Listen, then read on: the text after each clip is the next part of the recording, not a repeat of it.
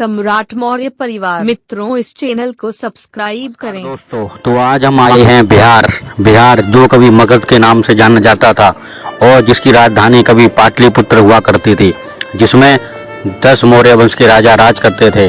तो दोस्तों, आज हम बहुत ही गर्व की बात है कि आज हम बिहार की पावन धरती पर आए हैं। तो भाइयों, आज हम आपको मिलाने वाले हैं ओमलोक स्तूप से, जिसको आज गोलघर बोला जाता है। हम जानते हैं कि मौर्य वंश में एक ऐसे चक्रवर्ती सम्राट जिनको प्रियदर्शी सम्राट कहा गया है विश्व इतिहास में, उनका नाम है सम्राट अशोक महान। तो भाइयों, हम आपको बताना चाहते हैं कि ये जो ओमलोक स्तूप है गोलघर, ये सम्राट अशोक मौर्य महान की समाधि स्थल है। मुझे पता है कि आप चौंक गए होंगे ये सुनकर कि ये जिसको गोलघर बोला जाता है, ये सम्राट अशोक मौर्य महान जिसको विश्व विजेता बोला जाता है, उनकी समाधि स्थल है। हाँ भाइयों, ये सम्राट अशोक मौर्य महान का ही समाधि स्थल है। हमारे देश के अंदर भारी आक्रमण के कारण हमारा इतिहास मिट गया और जो इतिहास हमारा मिला वो भी पूरी तरह से हमारे लोगों तक नहीं पहुंचा है।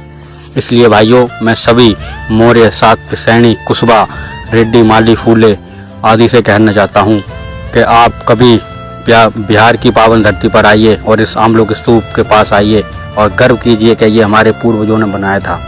तो भाइयों, मैं सभी से ये कहना चाहता हूँ कि आज हम लोगों को जागने की देर है। हमारा इतिहास और हमारी विरासत की ओर हमें मुड़ने की देर है।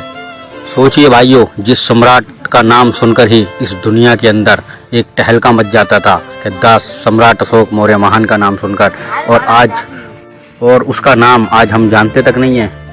तो भाइयों, हमें समझना होगा कि ये क्या हो रहा है। हम लोगों को अपना इतिहास बचाना होगा और अपनी विरासत को बचाना होगा। सोचिए, जिस सम्राट अशोक ने 40 वर्षों तक पूरे विश्व पर राज किया और आज हम उस सम्राट अशोक को नहीं जानते, हम अपने पूर्वजों को नहीं जानते। तो मैं सभी से कहना चाहूँगा कि जाइए गोलघर और देखिए जाके अपने पूर्वजों की निशानी, जिसको कोई कहता है कि मुगलों ने बनवाया, कोई कहता है अंग्रेजों ने बनवाया। भाइयों, ये किसी मुगल और अंग्रेजों ने नहीं बनवाया, ये हमारे पूर्वजों ने बनवाया था। सम्राट अशोक मौर्य महान का परिनिर्माण के बाद उनकी समाधि स्थल है ये। जाइए मेरे भाइयों, बिहार की पावन धरती पर जाइए।